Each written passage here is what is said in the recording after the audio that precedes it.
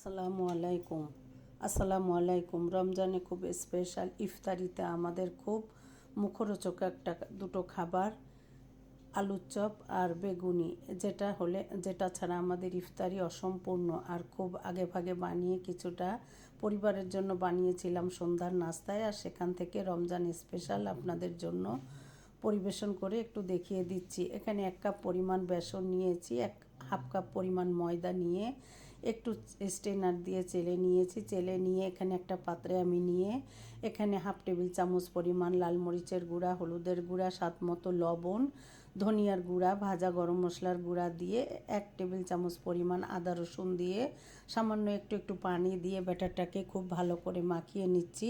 পানিটা একবারে দেওয়া যাবে না, অল্প অল্প পানি দিয়ে আমি ঘন একটা ব্যাটার তৈরি করছি। আর এখানে আমি সামান্য একটু কালার অ্যাড করছি, এটা পুরোটাই অপশনাল, না আপনারা চাইলে বাদ দিতে পারেন। এ পর্যায়ে খুব ভালো করে আমি ব্যাটারটাকে ঘনভাবে ব্যাটারটাকে রেডি করে নিয়েছি। আর একটা চামচে একটু আপনাদের দেখিয়ে দিলাম, এভাবে ব্যাটারটা করে নিলে বেসনটা খুব ভালোভাবে সেট হয়। এবার এক পাশে রেখে দিয়ে আমি কিছুটা বেগুনি ভাজবো, তাই এখানে প্রায় 8 পিসের মতো এভাবে পাতলা করে কেটে একটু লবণ পানিতে ভিজিয়ে রেখেছি, এতে বেগুনটা অনেকটা সফট হয়ে আসবে। আর চুলায় একটা পাত্র দিয়ে এখানে আমি হাফ কাপ পরিমাণের মতো পেঁয়াজ কুচি, 6টা শুকনা ঝাল আর কাঁচা ঝাল একটু মুখ ফাটিয়ে দিয়ে একটু বেরেস্তা করে নিয়েছি।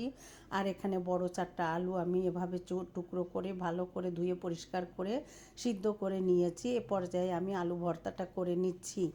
আর এই বেরেস্তাটা কিন্তু আমি সরিষার তেলে করেছি। আর চপের ভর্তাটা সবসময় আমি সরিষার তেল দিয়ে করে থাকি। স্বাদ মতো লবণ দিয়ে খুব ভালো করে পেঁয়াজ খুব ভালো করে মাখিয়ে হাতের সাহায্যে আলুটা ঠান্ডা হলে খুব ভালো করে মাখিয়ে নিয়েছি, যাতে আলুর ভিতরে কোনো দানা না থাকে। খুব ভালো করে মাখানো হয়ে গেলে এখানে আমি কালো গোলমরিচের গুঁড়া দিয়েছি, হাফ টেবিল চামচ পরিমাণ ফ্রেশ ধনিয়া পাতা দিয়েছি, হাফ কাপের মতো। আর যে সরিষার তেলটা দিয়ে আমি চপের ভর্তাটা করেছি, এই তেলটা এখানে অ্যাড করেছি। এতে চপটা যখন আপনি খাবেন সুন্দর একটা ফ্লেভার অ্যাড হবে, আর এই চপটা খেতে অনেক বেশি মজা হবে। এবার আবার সমস্ত উপকরণ খুব ভালো করে মাখিয়ে নিচ্ছি। মাখিয়ে নিয়ে এবার আমি আমার পছন্দ অনুযায়ী শেপ দিয়ে নিচ্ছি। আপনারা আপনাদের পছন্দ অনুযায়ী শেপ দিয়ে নিতে পারেন। আর এভাবে সুন্দর করে শেপ দিয়ে ফ্রোজেন করে প্রায় 8 থেকে 10 দিনের মতো রাখতে পারেন। আমি এভাবে বানিয়ে কিছুটা ফ্রিজে রেখেছিলাম, আর কিছুটা আমি সন্ধ্যার নাস্তায় পরিবেশন করেছিলাম মুড়ির সাথে। এভাবে আমি সমস্ত চপগুলো বানিয়ে নিয়েছি। আর এদিকে চুলায় একটা পাত্রে কিন্তু আমি তেল গরম হতে দিয়ে দিয়েছি। আর যে বেসনের ব্যাটারটা আমি রেডি করেছিলাম, এর ভিতরে প্রথমে আমি বেগুনগুলোকে পানি ঝরিয়ে রেখে দিয়েছিলাম। এরপরে আমি তেলটা গরম হয়ে গেলে পর্যায়ে প্রথমে আমি বেগুনিগুলো ভেজে নিচ্ছি। আর এখানে আমি সামান্য একটু বেকিং পাউডারও অ্যাড করেছিলাম। এখানে আমি উল্টে পাল্টে খুব ভালো করে একটু কড়া করে ভেজে নিব। আর এইভাবে যদি একটু সময় নিয়ে মিডিয়াম লো হিটে বেগুনিটা ভাজা যায়, তেলটাও ভিতরে খুব কম প্রবেশ করে আর অনেকক্ষণ ধরে মচমচে থাকে। আর এইভাবে গরম গরম ইফতারির আগে ভেজে পরিবেশন করলে সারাদিন রোজার পরে যারা একটু ভাজা খেতে পছন্দ করেন তাদের জন্য কিন্তু অসম্ভব মজার একটা খাবার, আর যেটা আমার রেগুলার কিন্তু ইফতারিতে থাকে। এবার একে একে আমি বেগুনিগুলো ভেজে উঠিয়ে নিয়েছি।